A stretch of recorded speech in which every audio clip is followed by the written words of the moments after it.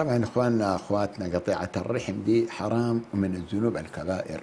ولذلك عن محمد بن جمير من مطعم أن النبي صلى الله عليه وسلم قال: لا يدخل الجنة قاطع رحم.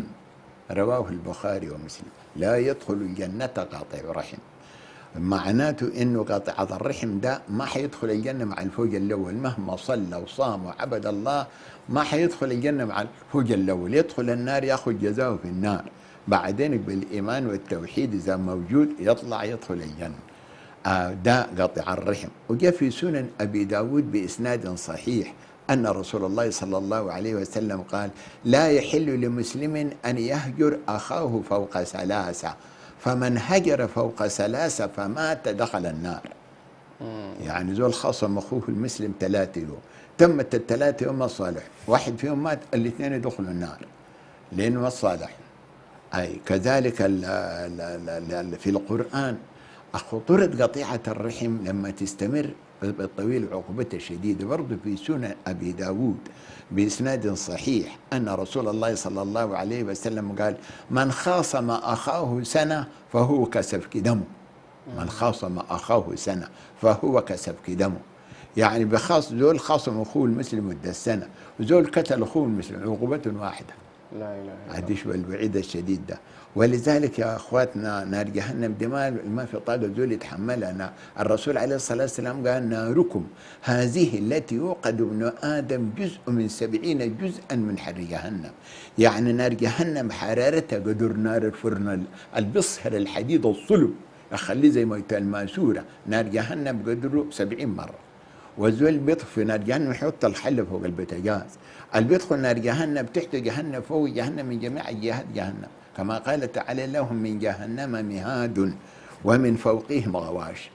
أيوة. ويبقى قطيعة الرحم دي تكسبي منها شنو؟ مخاصمة خالتك، مخاصمة أختك، مخاصمات أخواتك، بتكسبي شنو من المخاصمة دي؟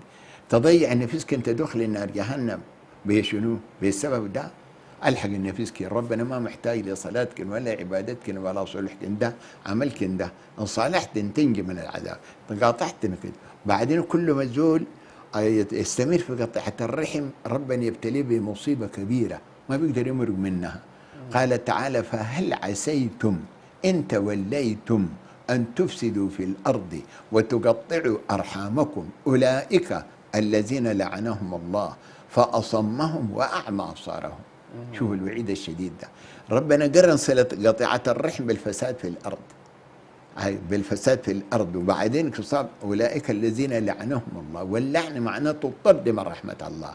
أولئك الذين لعنهم الله فأصمهم وأعمى أبصارهم. مش عمل بصر، لا عمل بصيرة. الزول لما يستمر لقطيعة الرحم ويعاند ويصر بعدم المصالحة يبتلى بال3 دي، بأن ربنا يلعنه طرد من رحمته، يصاب بالعمل بصيرة، يحس نفسه انه هو ما عنده اي ذنب. هسه الناس المقاطعين الارحام مده طويله دي يقول لك: انا كده مبسوط، اهلي مش خاصميني مقاطعيني، انا كده مرتاح، ما حاسس، فاهم بنك بال3 دي، ما بيحس اللي يجي يفوق بيتم من الغفله دي عند سكرات الموت. لما ينكشف الغطاء عاد بقى يتحسر ويندم ويطلب الرجوع للدنيا، كما قال تعالى: حتى إذا جاء أحدهم الموت وقال رب ارجعون لعلي أعمل صالحا فيما تركت.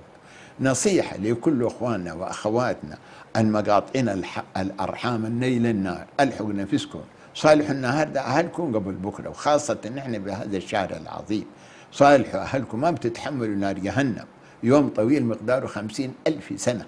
وبعدين كده ده صلة الرحم دي يعني اللي هي ربنا يبارك بها الرزق ويرفع بها العناية وعقوبتها في الدنيا قبل الآخرة بقطع الأرحام. زي ما جاء عن أبي هريرة أن رسول الله صلى الله عليه وسلم قال: ما من ذنب أحر أن يعجل الله تعالى عقوبته مع ما يدخر له في الآخرة مثل البغي وقطيعة الرحم. البغي معناته الظلم، يعني الذنبين دي، لا البغي وقطيعة الرحم ربنا يعجل العقوبة لصاحبه هنا في الدنيا ومع المدخل له في الدار الآخرة. يبقى نكرر نصيحتنا لكل أخواننا وأخواتنا المتخاصمين: ألحقوا نفسكم، الصالح وادعافوا ويسامحوا، دنيا فانية. أي زول يعيش فيها 100 سنة يوم يموت كأنه ما عاش فيها يوم واحد.